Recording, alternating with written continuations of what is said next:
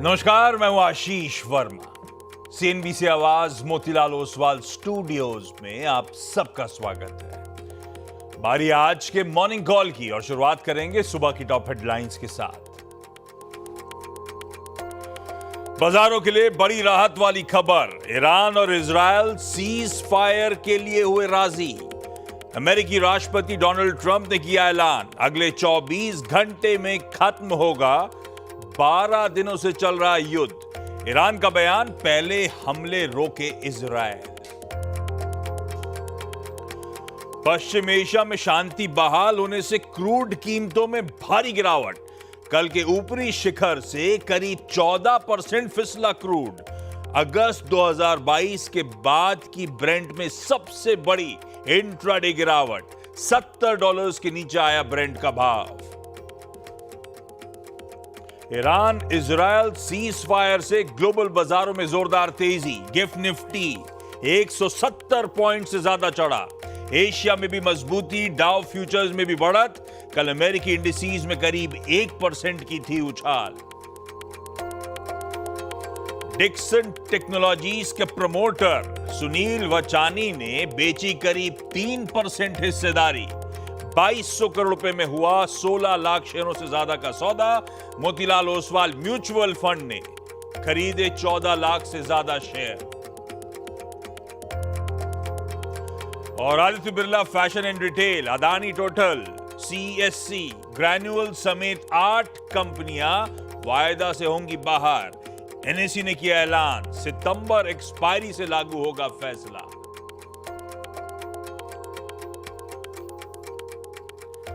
चलिए भाई, मंगलवार की सुबह इस ऑल इंपॉर्टेंट वीक का डे 2, और आज 3 चीजें काफी अहम थी। पहली और सबसे इंपॉर्टेंट मेरे ख्याल से, अपन आज इस एक्शन पैक्ड दिन कर रहे हैं सेंसेक्स के, या कह लीजिए बीएससी के मंथली कॉन्ट्रैक्ट की एक्सपायरी की तैयारी। तो ना सिर्फ सेंसेक्स, कोई बैंकेक्स, कोई सेंसेक्स 50 वगैरह वगैरह। दूसरा, दुनिया भर के प्रोमिनेंट सेंट्रल बैंकर्स की आज स्पीचेस लाइंड अप है। अब स्पीचेस बोले तो पॉवेल साहब की टेस्टिमनी है, कांग्रेस के सामने बयान है। उसके अलावा ईसीबी की क्रिस्टीन लगार्ड और बैंक ऑफ इंग्लैंड के गवर्नर बेली साहब की स्पीचेस आज शाम को है। और तीसरा और सबसे इंपॉर्टेंट, भूगोल पर आधारित राजनीति से जुड़े घटनाक्रमों पर नजर। जियोपॉलिटिकल डेवलपमेंट्स वो सबसे इंपॉर्टेंट है। वो हेडलाइन में ब्यूटीफुली प्रोड्यूसर साहब ने एक्सप्लेन कर दिया, ओवरनाइट सारे की डेवलपमेंट्स। और एक तड़का और ऐड कर देता हूं। दरअसल आज नेटो की मीटिंग है नीदरलैंड्स में। कल व्हाइट हाउस ने ऑफिशियल कंफर्मेशन दे दिया है, प्रेसिडेंट डोनाल्ड ट्रंप साहब भी उस मीटिंग को अटेंड करने जा रहे हैं। नेटो ने तो खैर अपना व्यू पहले ही क्लियर रख रखा था, ईरान के पास न्यूक्लियर वेपन्स नहीं हो सकते। खैर अब तो खैर समीकरण सब बदले हुए हैं, तो नेटो की मीटिंग में पता नहीं क्या फैसला लिया जाएगा। लेकिन इन सारे डेवलपमेंट्स के बीच में पहले गिफ्ट निफ्टी दिखाता हूं। 3/4% ऊपर, 175 पॉइंट गैप के साथ, तो ऑलमोस्ट 200 पॉइंट गैप के साथ हम शुरुआत करने की तैयारी कर रहे हैं इस बदलते मूड माहौल के बीच में। इस सीज फायर, कल के घटनाक्रम पर डिटेल में उतरूंगा, लेकिन ईरान ने यूएस के कतर के एयरबेस पे अटैक करा। ऐसा लगा कुछ प्री मेडिटेटेड सा डिसाइडेड सा अटैक। उसके बाद ट्रुथ सोशल पे प्रेसिडेंट डोनाल्ड ट्रंप साहब का ट्रुथ आता हुआ, ये कहते हुए कि दोनों सीज फायर के लिए एग्री कर गए। घंटों घंटों की हिसाब किताब सब वो ट्रंप साहब ने काफी घंटों का हिसाब दिया, उस पर मैं आऊंगा, हॉर्मास से डिटेल में बातचीत करूंगा। लेकिन अपने लिए सबसे इंटरेस्टिंग डेवलपमेंट्स के बीच में क्यू जो है, तवर अप की प्लीज सेकंड प्लेट दिखाइएगा। कच्चा तेल, या इस समय ताजा कच्चा तेल का भाव दिखा दीजिएगा। कल जब इक्विटी मार्केट्स बंद हो रहे थे, $77 प्लस पे क्रूड का भाव खड़ा हुआ था 3:30 बजे। आज 69 पे है भाई साहब। 11% करेक्ट करके क्रूड सामने खड़ा हुआ, उस पर हम रिएक्ट करने की तैयारी कर रहे हैं। अप फ्रंट समझ लेते हैं कि बदलते जियोपॉलिटिकल डेवलपमेंट्स के बीच, ये कूल ऑफ होते हुए माहौल के बीच कैसे आंकें इस हालात को और कैसे अप्रोच करें आज के मार्केट को। सीएनबीसी आवाज के मैनेजिंग डायरेक्टर अनुज सिंघल साहब सुबह सुबह जुड़ते हुए हैं। गुड मॉर्निंग आपको। ये अपनी चर्चा हो रही थी, इस तरह के जियोपॉलिटिकल डेवलपमेंट्स खरीदारी करने के बेहतरीन मौके होते हैं जब इस तरह की क्राइसिस आती है। गिरावट में खरीदारी करते चले, सिप और डिप पे भरोसा रखें। आज रिजॉइस कर रहे हैं इक्विटी मार्केट्स। कैसे देख रहे हो आप इन ओवरनाइट डेवलपमेंट्स को? और डिटेल में चर्चा अपन करेंगे मुनाफे की तैयारी में, लेकिन अपफ्रंट रणनीति कैसी लग रही है? आशीष, गुड मॉर्निंग। देखिए, बिल्कुल आपने सही कहा। हम 2 दिन से एक व्यू लेकर चल रहे थे कि अब इस डिक्लाइन में आप कॉल्स जोड़ते जाइए और ये इवेंचुअली मामला बस अब सुलटने वाला है। मार्केट आपको चीख चीख के कह रहा था पिछले 3-4 दिन से, वो गिरने को तैयार नहीं था। निफ्टी ने कल भी देखिए ब्यूटीफुली वो जो हमने जोन निफ्टी और बैंक निफ्टी के, आपको याद होगा जो हमने जोन डिस्कस किए थे, वहीं से घूमा।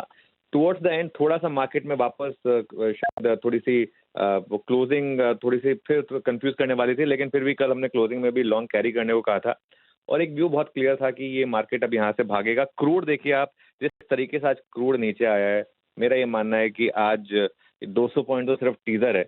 और 200 पॉइंट का मतलब है हम सीधा खुलेंगे, आप मान के चलिए कि जो हमारा रिसेंट हाई रहा है 25,222, उसके बहुत करीब।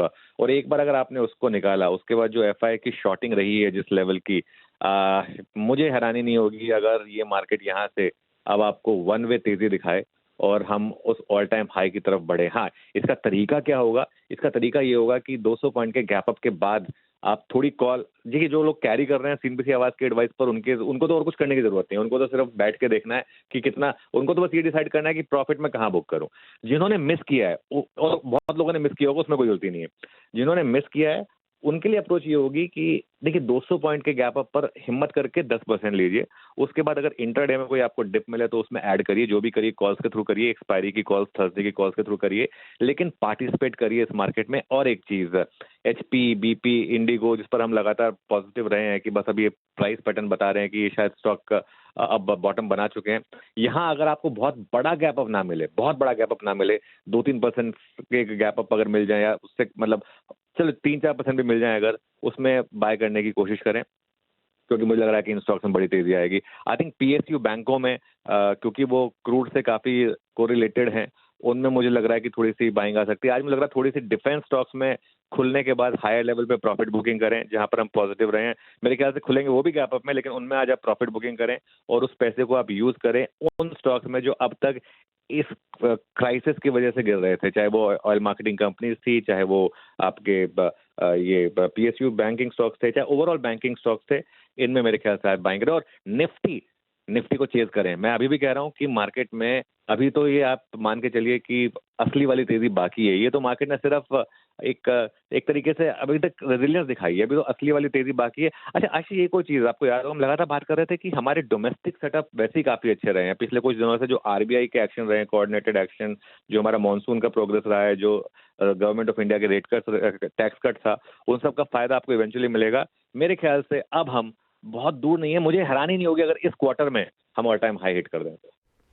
ये बिल्कुल, और सच है, तमाम डेवलपमेंट्स के बीच में क्या रेजिलिएंट रहे हैं इक्विटी मार्केट्स, अपने भारतीय बाजार। क्या नहीं देखा हमने, उसके बावजूद दायरे में ही कामकाज होता रहा। तो अब तक तो बाजार सिर्फ संभला है, चला तो था ही नहीं। अब चलने की बारी शायद आती हुई नजर आएगी। इसी कन्वर्सेशन को जो सुबह 7 बजे हमने शुरू करा है, और डिटेल में उतरेंगे जब 8 बजे थ्रेडबेयर इस मार्केट को डिस्कस कर रहे होंगे। सुबह सुबह आपका जुड़ने के लिए धन्यवाद। 8 बजे आपसे और डिटेल में चर्चा शुरू करेंगे। तो जिन्होंने अपने साथ कॉल्स को राइड कर रखा है, डिसाइड करिए कहां मुनाफा बांधना है। हाँ, ये बात है कि 200 पॉइंट के गैप हमें वहीं ले जा रहा है जो हमारे स्विंग हाईस थे। वही मामला 25, 200, 250 का ट्रेजेक्ट्री, तो देखना होगा वहां पे कैसा बिहेवियर आता है। एक बार वो निकला तो शायद और कवरिंग के मूव्स टूल पकड़ते हुए नजर आए। खैर, अप्रोच डिटेल में भी वीरू से भी चर्चा करनी है, लेकिन पहले अब हॉर्मास के पास जाने का वक्त। समझ लेते हैं अब डिटेल में हुआ क्या है।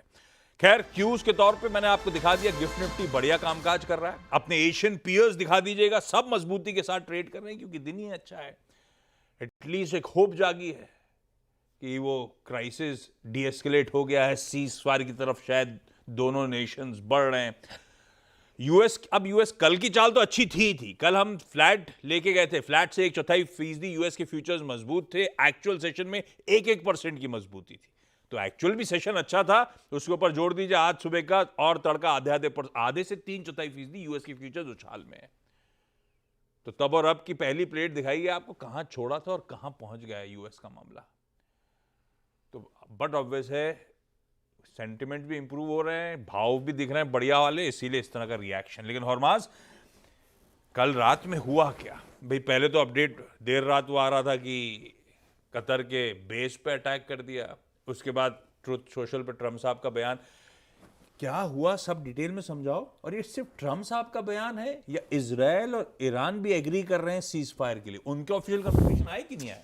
गुड मॉर्निंग आशीष। इस बात की शायद बाजार को कल शाम से ही थोड़ी सी भनक लगी हुई थी, क्योंकि कल शाम से ही डाउ फ्यूचर्स जो है वो पॉजिटिव हो ही गए थे। फिर देर शाम ये खबरें आने लगी कि ईरान ने जो है मिसाइलें दागी है कतर में जो यूएस के एयर बेसिस है उसकी तरफ, मगर उस वजह से भी बाजार का कोई ऐसा रिएक्शन नहीं आया, क्योंकि बाद में ये पता चला कि इन सभी को इस बात की खबर थी कि ईरान ऐसा हमला करने वाला है। कि बुरा लगा, एक चाटा मार अब तो अच्छा है ना, उस टाइप का लग रहा है। उस टाइप का लग रहा है। एयरबेस पे ज्यादातर एयरक्राफ्ट भी हट चुके हैं। और डोनाल्ड ट्रंप ने खुद ईरान का शुक्रिया अदा भी किया है कि आपने हमें पहले चेताया है, उसके लिए हम आपका आभार मानते हैं। और सब मॉनिटर कर रहे थे वॉशिंगटन में बैठे हुए डेवलपमेंट्स को, सब तैयारी थी एकदम, और पूरी तैयारी थी। और आज सुबह जाकर के डोनाल्ड ट्रंप ने ये ऐलान किया कि दोनों देशों के बीच में युद्ध विराम की घोषणा मैं कर रहा हूं, क्योंकि अब तक ना इजराइल की तरफ से कोई आधिकारिक तौर पर इस बात का कंफर्मेशन नहीं आया है, और ईरान के विदेश मंत्री ने ये कहा है कि हमने अब तक कोई ऐसी बात पे अग्री नहीं किया है युद्ध विराम के लिए, मगर अगर इजराइल जो है ईरान तेहरान के समय मुताबिक सुबह 4 बजे तक हमले करना बंद करे तो हमारा भी रिटेलिएट करने का कोई इरादा नहीं है। ये अब्बास अरगाची जो उनके विदेश मंत्री है ईरान के, उन्होंने एक्स पर ये बात लिखी है। और ये बात साथ में ये भी कहा है कि मिलिट्री ऑपरेशंस जो है, सैन्य ऑपरेशंस को कब ख़त्म किया जाए ये फाइनल डिसीजन जो है वो बाद में लिया जाएगा।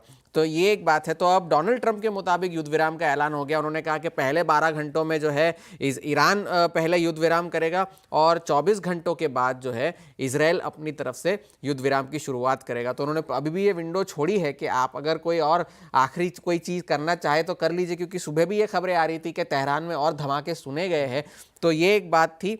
और डोनाल्ड ट्रंप ने कहा भी कि 14 मिसाइलें जो है ईरान ने दागी थी, उसमें से 13 को उन्होंने नेगेट कर दिया है, और एक जो है वो किसी और दिशा में डायरेक्शनलेस तरीके से जा रही थी, तो हमने उसके साथ कोई छेड़छाड़ नहीं की है। और उन्होंने कहा भी कि मुझे उम्मीद है कि ईरान का जितना गुबार था वो निकल गया है ये मिसाइलें दागने के बाद, अब वो शांति की तरफ जो है वो फोकस करेंगे।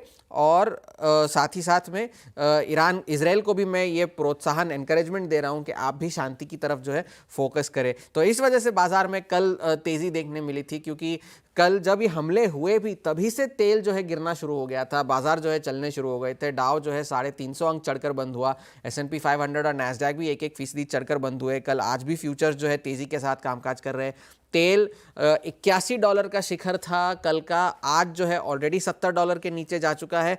वो इसलिए क्योंकि ऑलरेडी काफ़ी सारे एक्सपर्ट्स ने कह दिया था कि तेल का स्ट्रक्चरल आधार कोई है नहीं इतने एलिवेटेड लेवल्स पर सस्टेन करने का। और ओपेक भी बार बार ये कह रहा था कि अगर कभी कोई ईरान की तरफ से सप्लाई डिसरप्शन आया तो हमारे पास काफ़ी कैपेसिटी है, काफ़ी सप्लाई है उस प्रोडक्शन शॉर्टफॉल को ऑफसेट करने के लिए। तो अगर तेल की कीमतें उतनी चढ़ी नहीं, मगर तेज़ी से जो है फिर से गिरावट आनी शुरू हो गई है। $70 के नीचे जो है फिर से ब्रेंट आ चुका है। अब देखिए back to business as usual आप समझ लीजिए, क्योंकि कहीं ना कहीं से अब फिर से युद्ध विराम के औपचारिक ऐलान तो होंगे ही, आज नहीं तो कल, और फिर से अगले हफ्ते से अर्निंग शुरू हो जाएंगे। डोनाल्ड ट्रंप की जो टैरिफ डेडलाइन है 9 जुलाई की, अब उसमें भी सिर्फ 2 हफ्ते बचे हैं, तो वापस बाजार को उस पर ध्यान देना होगा। और अगले हफ्ते पीसीई का शुक्रवार को पीसीई का डेटा आना है, आज से जेरोम पावेल की टेस्टिमनी शुरू होनी है, तो उन सब पे नजरें होंगी। और एक आग लगे बस्ती में हम अपनी मस्ती में का अगर एक एग्जाम्पल था वो टेस्ला था। कल सारा सब मामला चल रहा था, टेस्ला 10% ऊपर था। उन्होंने अपनी जो रोबो टैक्सी का है वो लॉन्च करा है कल। अच्छा। और इस वजह से शेयरों में काफ़ी उछाल देखने मिला। इलॉन मस्क ने तो कह दिया कि अगले 1 साल तक इसमें कोई फाइनेंशियल बेनिफिट तो नहीं होगा, लेकिन फिर भी सेंटिमेंट के हिसाब से एक बड़ा ओवरहैंग जो है टेस्ला के लिए वो टला, और उस वजह से नैस्डैक में भी कल तेज़ी देखने मिली। तो फिलहाल के लिए आप समझ लीजिए कि बाजार रिलीव्ड है, मोर देन हैप्पी। तो इस वजह से जो है स्क्रीन आपको अच्छी नज़र आ रही है। ओके, स्क्रीन अच्छी नजर आ रही है भाई साहब। ये हो गई ग्लोब की तस्वीर, इनकरेजिंग सिग्नल मंगलवार के मंगल दिन। कल का मार्केट एक बार दिखाता हूं।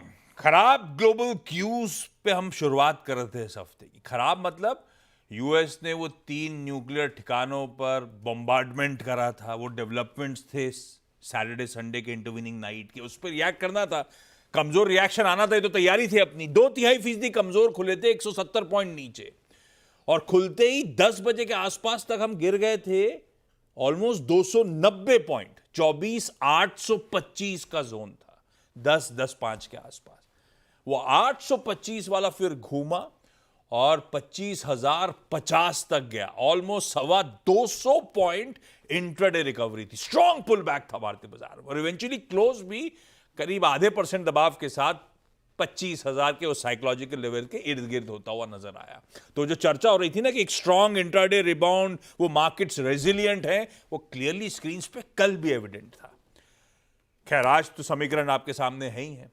अगर 970 पे बंद हुए और गिफ्ट निफ्टी 200 पॉइंट ऊपर ले जा रहा है, तो मोटा मोटी 25,200 के करीब फिर जा रहे होंगे, और यही 25,200 250 थोड़ा सा एक निगलिंग वरी, एक सरदर्द का जोन है। वीरू, ऐसे में टेक्सचर नजर कैसा आता है इस बाजार का? रेजिलिएंट है वो तो ठीक है अपनी जगह, पर इस पैच को जब हिट कर रहे होंगे तो क्या वॉच करूं, कैसे अप्रोच करूं निफ्टी को, निफ्टी बैंक को? गुड मॉर्निंग आशीष। देखिए, कल भी हमारी अप्रोच थी 838 एंड 773। जब तक ये स्क्रीन पे कोई दिक्कत की बात नहीं, डिप्स को बाय करना। 773 838। दरअसल ये मैसेज इसलिए था आशीष कि 6 जून की आपकी पॉलिसी, उसके बाद बाजार गिरा भी, 13 जून को हम क्रैक भी हुए, लेकिन इन सारे सेशंस में कभी भी निफ्टी ने अपने 20 डे एक्सपोनेंशियल एवरेज को, एक दिन गैप डाउन हुआ था 13 जून को, कभी भी 20 डे को सरेंडर नहीं किया। और अगर आप कुछ देर के लिए इस चार्ट को वीकली पे कन्वर्ट कर दें तो 10 वीक एक्सपोनेंशियल एवरेज को, जो कि हम बात भी कर रहे थे मंडे को लास्ट, उसको मेंटेन रखा। फ्रैंकली स्पीकिंग, अगर ये सारी की सारी डस्ट सेटल हो रही है, जिसका क्रूड एक संकेत भी है, तो अभी हमें आरबीआई की पॉलिसी में मिला एडवांटेज, वो तो अभी प्ले करना है आशीष। उसको टेक्निकली क्या प्रोजेक्शंस होगी, मैं आता हूं उस पर। ये जो डस्ट सेटल हो रही है, इसका इंपैक्ट क्या होगा चार्ट्स पे? देखिए, पहले हम इंस्टीट्यूशनल फिगर्स को देखते हैं, क्योंकि उसमें भी एक बड़ा पेज है।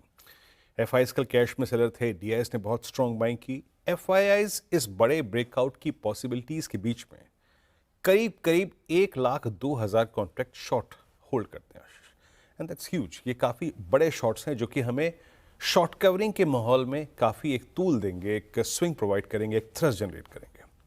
कल उन्होंने इंडेक्स भी बेचा 1174 करोड़ रुपए का, और करीब करीब स्टॉक फ्यूचर्स भी बेचे 312 करोड़ रुपए के। लेकिन एक चीज है आशीष, कल के उनके स्टैट्स में आप एक चीज देखेंगे, कल कॉल शॉर्ट 16,000 उन्होंने कवर कर लिए थे। इंटरेस्टिंग। खैर, मैं ये कह रहा हूं कि कुल मिला के वो शॉर्ट जो पड़ा हुआ है वो हमें एक थ्रस्ट देगा। अब आते हैं निफ्टी की प्लेसमेंट पे। 25-25-1 25-2, यहां पर अभी भी बड़े कॉल राइटर्स थे, लेकिन अच्छी बात यह थी कि बाजार में एक फोर्स था, एक कन्विक्शन था। 25,000, 24,924, 800 के पुट राइटर्स भी विजिबल थे।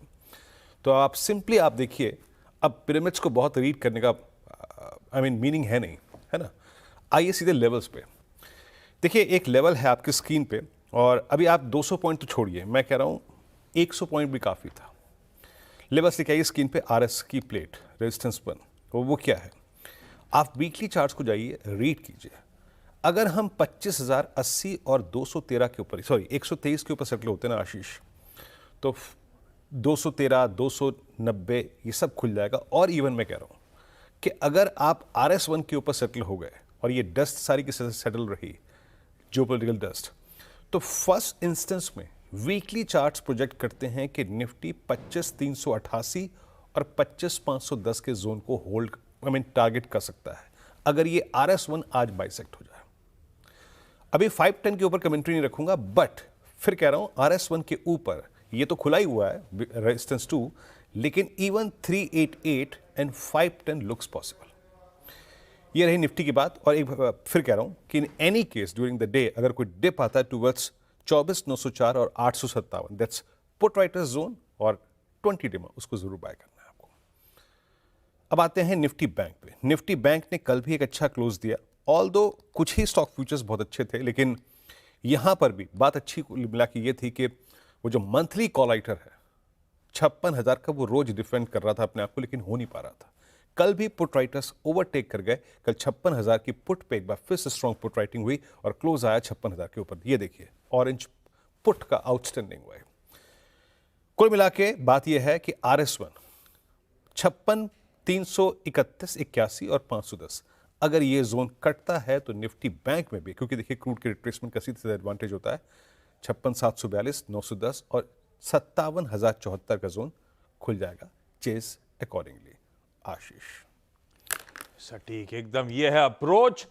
कल का निफ्टी एक बार स्क्रीन पे रखिएगा। कल भी ये चर्चा हो रही थी कि डिप्स में खरीदारी करनी है, कंट्रोल डिप्स आए तो खरीदिएगा। जब तक 27,773 के ऊपर है, खरीदारी करने के मौके दे रहा है। कल के लोज 824 के थे और कल इंटरडे में भी आपने वो डिप्स पे खरीदारी करी होगी तो अपने रेजिस्टेंस तक पहुंचते पहुंचते, उससे पहले मामला ठंडा पड़ा था, अपना रेजिस्टेंस अगर 25,100 के ऊपर था और कैरी भी करा है तो आज भी वो रिवॉर्ड करता हुआ नजर आएगा कल की कंट्रोल डिप्स पे बाइंग। तो आज की रणनीति आपकी स्क्रीन पे, कल सुबह की जो चर्चा हुई थी वो मैंने आपके सामने रख दी। ऐसे बाजार में वैसे कई बार होता है जो मन करे खरीद लो, नहीं ऐसा नहीं करने का भाई साहब, सोच समझ के खरीदने का, पढ़ लिख के समझ देख के खरीदने का। और ऐसे में मदद करने के लिए मंत्री फिनमार्ट के अरुण कुमार मंत्री साहब जुड़ गए। लाइए जरा स्टिंग चकाचक चार्ट्स की। मंत्री साहब, सोच समझ के खरीदना क्या है? आई एम अज्यूमिंग खरीदना ही है ना? Ashish ji good morning. Definitely खरीदना ही है और आज परफेक्ट दिन होना चाहिए। आशीष जी पहले तो सेंसेक्स की एक्सपायरी जो होनी है, जो ऑप्शंस की, उसकी शॉर्ट कवरिंग देखने को मिल सकती है। सेकंड, अगर आशीष जी 25,100 के ऊपर निफ्टी निकला तो वहां से भी कॉल राइटर्स बुरी तरह फंस सकते हैं। तो आशीष जी डेफिनेटली खरीदारी की सलाह रहेगी। और दो स्टॉक है आशीष जी, दोनों हाई बीटा स्टॉक्स हैं। पहला होगा ओबरॉय रियल्टी। इसमें एक ब्रेकआउट देखने को मिल रहा है, 1932 के आसपास खरीदें। 1905 का स्टॉप लॉस रहेगा और 1996 का मुझे लग रहा है आशीष जी इसमें टारगेट होना चाहिए। सेकंड, कैम्स में खरीदारी की सलाह है। ओवरऑल मार्केट इंटरमीडिएट्स में अच्छा मोमेंटम नजर आ रहा है तो 4204 के आसपास खरीदे। 4148 का स्टॉप लॉस रहेगा और 4310 तक मुझे लग रहा है कैम्स जाना चाहिए। तो आशीष जी आज का दिन हाई बीटा स्टॉक्स का होना चाहिए और ये दोनों स्टॉक्स मुझे लग रहा है अच्छा कर सकते हैं। हाई, बिल्कुल आज हाई बीटा का दिन है। तो ओबरॉय रियल्टी 1905 के स्टॉप के साथ या कैम्स 4148 के स्टॉप के साथ खरीदारी करने के मंत्री साहब के बढ़िया से कॉल्स आपकी स्क्रीन पे। Arun ji thank you so much सुबह सुबह जुड़ने के लिए। क्विकली आज की कुछ इंपॉर्टेंट स्टॉक्स न्यूज बता देता हूं। वैसे तो बट ऑब्वियस है, सबसे इंपॉर्टेंट क्यों अपने लिए इन सब डेवलपमेंट्स के बीच में क्या हो गया, कच्चा तेल 10-11% करेक्ट हुआ है। तो अपस्ट्रीम कंपनीज के लिए खराब खबर, किसी ओएनजीसी ऑयल इंडिया के लिए। Marketing companies BPCL, HPCL, IOC के लिए अच्छी खबर। क्रूड कंज्यूम करने वाले, उससे डेरिवेटिव्स कंज्यूम करने वाले, कोई इंटरग्लोब, कोई एशियन पेंट्स, कोई पिडिलाइट के लिए अच्छी खबर। ये सब रडार पे रहेंगे और सही बात है, सरकारी बैंक रडार पे रहेंगे। ये पॉकेट के अलावा डिक्सन टेक्नोलॉजीज में कल सुनील वच्चानी साहब प्रमोटर 16.7 लाख शेयर्स बेचे, 2221 करोड़ का माल बेचा। 16.7 में से 14.5 मोतीलाल ओसवाल म्यूचुअल फंड ने खरीद दिए। कल की डीआई की, उसके बावजूद, क्योंकि म्यूचुअल फंड की इस तरह की बाइंग है, उसके बावजूद कल डीआई का 1800-1900 करोड़ रुपए का सेल का नंबर है, ये ध्यान रखिएगा। एनएससी के ने अनाउंस किया है कि 8 एफएनओ स्टॉक्स का एक्सक्लूजन होगा 29 अगस्त ऑनवर्ड, मतलब वो सीरीज फार मंथ कॉन्ट्रैक्ट के बाद। AB Fashion, Adani Total, CSC, Granules India, IRB Infra, Jindal Stainless, Poonawalla Fincorp, SJVN सब वायदा के बाहर जा रहे हैं। बाकी जो स्टॉक्स की न्यूज है अपन 8 बजे डिस्कस करेंगे। कुछ प्रोमिनेंट चीजें थी जो अपफ्रंट मैंने बता दी। ब्रेक लेते थे आज की ब्रोकरेज रिपोर्ट। भारत इलेक्ट्रॉनिक्स, हाँ डिफेंस के लिए आज बात सही है, थोड़ा सा पस्त पड़ने वाला दिन हो सकता है। जेपी मॉर्गन की रिपोर्ट कहती है लेकिन ओवरवेट का कॉल रखेंगे। टारगेट प्राइस 445 पहले था, बढ़ा के 490 रुपए कर दिया है। स्टेडी स्ट्रीम है ऑर्डर्स की, लगातार ऑर्डर्स मिल रहे हैं। जियोपॉलिटिकल रिस्क लगातार एलिवेट होती चली जा रही है और ऐसे एनवायरमेंट में ये कंपनी यहां से आउट परफॉर्म करेगी। और बाकी तथ्य जो रखे हैं वो बाद में दिखाता रहूंगा, लेकिन जेपी मॉर्गन बीएल पे इवेंचुअली लॉन्ग टर्म के लिहाज से बुलिश। क्विकली थोड़ा सा ब्रेक के उस पार chartandtrade.com के विकास बागड़िया साहब होंगे। आज कमोडिटी स्पेस इंटरेस्टिंग है, उसमें कैसे कमाई होगी विकास से जानेंगे, और साथ साथ आज का इवेंट्स कैलेंडर। विकास हाय, गुड मॉर्निंग, बस आता हूं।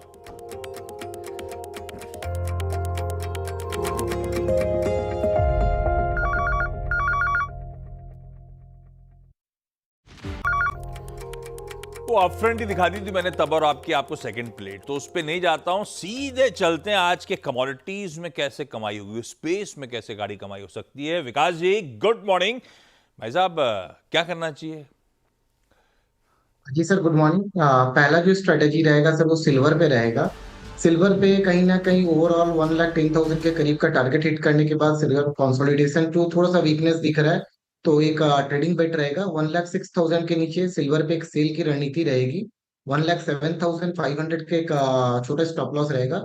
1,04,500 और 1,02,500 के जो ये सपोर्ट जोन है वहां तक आ सकता है। तो ये एक छोटी सी स्ट्रेटेजी सिल्वर पे रहेगी। और इसके साथ जो सेकंड स्ट्रेटेजी रहेगी सर वो क्रूड ऑयल पे रहेगी। डेफिनेटली कल रेजिस्टेंस जोन से 6,600 के रेजिस्टेंस जोन से एक अच्छा खासा गिरावट क्रूड ऑयल पे देखने मिला है। बट कहीं लग रहा है कि 5,900 से लेके 5,950 जो है वो एक सपोर्ट का काम करेगा। तो यहाँ पे हम लोग एक बाई के ट्रेड ले सकते हैं। एक छोटा स्टॉप लॉस लगाना होगा 5,800 के करीब का। हायर एंड पे अगर कहीं बाउंस बैक आता है तो 6,250 एंड 6,390 तक के लेवल शॉर्ट टर्म पे वापस देखने के लिए मिल सकते हैं। जी प्राइस सर। बैंड मेंशन जिस पे आए तब कच्चा तेल खरीदना है 5800 के स्टॉप के साथ, और चांदी बेचने के मौके ढूंढिए। विकास, थैंक यू सो मच सुबह सुबह जुड़ के बढ़िया से आइडियाज शेयर करने के लिए। क्विकली आज का इवेंट्स कैलेंडर, आखिरी मंगलवार इस मंथ का, जून का, तो बीएसई के सारे मंथली कॉन्ट्रैक्ट्स की एक्सपायरी का दिन। मैंने अपफ्रंट कुछ इंपॉर्टेंट इवेंट्स बता दिए हैं, रिपीट कर रहा हूं। नेटो की मीटिंग है नीदरलैंड्स में आज, डोनाल्ड ट्रंप साहब अटेंड कर रहे हैं। फेड चेयर जेरोम पॉवेल साहब की, उनके पार्लियामेंट की एक कमेटी के सामने टेस्टिमनी है, बयान है अर्थव्यवस्था पर और उनके फैसलों पर। सवाल जवाब भी होता है, इसलिए इंटरेस्टिंग होता है। ईसीबी प्रेसिडेंट क्रिस्टीन लगार्ड की आज स्पीच है। Bank of England governor Andrew Bailey की आज स्पीच लाइंड अप है। चाइना की नेशनल पीपल्स कांग्रेस की स्टैंडिंग कमेटी की मीटिंग आज से शुरू हो रही है, आज से लेकर फ्राइडे तक। टॉप लेजिस्लेटिव है चाइना की, क्या फैसले आते हैं उस पर नजर रहेगी। Vedanta x dividend, Polycab x dividend हो रहा होगा, अमाउंट आपकी स्क्रीन पर आ जाएगा। एफएनओ बैन में दो ही स्टॉक रह गए, बायोकॉन और आरबीएल बैंक। एबीएफआरएल और टीटागढ़ बाहर आ गए थे, आज बैन के बाहर है। एफएम निर्मला सीतारमन आज कीनोट एड्रेस सुबह 10:30 बजे, एग्जिम बैंक ट्रेड कॉन्क्लेव है दिल्ली में, उसमें उनकी स्पीच है। मिनिस्ट्री ऑफ हेवी इंडस्ट्रीज आज से एप्लीकेशन पोर्टल लॉन्च करने जा रही है, scheme for promotion of manufacturing electric cars in India. जो जो चाहते हैं वो उस पोर्टल के थ्रू अप्लाई कर सकते हैं। इंटरेस्टिंग है। दिल्ली वालों के लिए, वीरू के लिए, सबके लिए अच्छी खबर, मॉनसून एक्सपेक्टेड है आज कल में। आज की बात करिए, आईएमडी ने हिट कर रहा होगा, ना सिर्फ दिल्ली में बल्कि जम्मू कश्मीर, पार्ट्स ऑफ पंजाब, हरियाणा बारिश आनी शुरू। और हां वीरू, ये इंटरेस्टिंग और बहुत इंपॉर्टेंट है, पंचायत सीजन 4 आज आ रहा है। एक बात ध्यान रखिएगा, 8 के 8 एपिसोड एक साथ आ जाएंगे। वीकडे में मत शुरू करिएगा, नहीं तो मुश्किल में फंस जाएंगे। वो बिंज वॉचिंग में सारा काम धाम ठप पड़ जाएगा। फ्राइडे ऑनवर्ड देखने की कोशिश करेंगे अपन लोग। छोड़े जा रहा हूं गिफ्ट निफ्टी के संकेतों के साथ। 200 पॉइंट के बढ़िया गैप के साथ शुरुआत होने वाली है। ब्रेक के उस पार, मॉर्निंग कॉल में तो नहीं, ब्रेक के उस पार आज का सीधा।